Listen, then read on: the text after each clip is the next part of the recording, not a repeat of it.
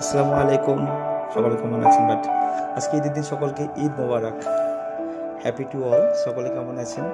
বেরিয়ে গেলাম ঈদের নামাজের উদ্দেশ্যে। যেহেতু আটটা আমাদের নামাজ ছিল, আমার লাইফে ফার্স্ট টাইম এরকম বৃষ্টির মধ্যে নামাজ পড়তে যাচ্ছে, আগে কখনো যায়নি।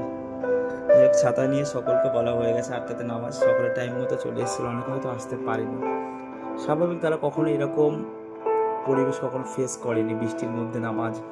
অনেকে কনফিউজড যে হয়তো বা মসজিদে হতে পারে। তো ফাইনালি ঈদগাহে আমাদের নামাজ হয়েছিল, নামাজটা কমপ্লিট করেও ছিলাম বৃষ্টির মধ্যে, যতটুকু করা যায়, কারণ পড়তে তো সকলকে হবেই, তাই না? যাই হোক, সকল ঈদ কেমন কেটেছে একটু কমেন্ট করবেন, জানাবেন।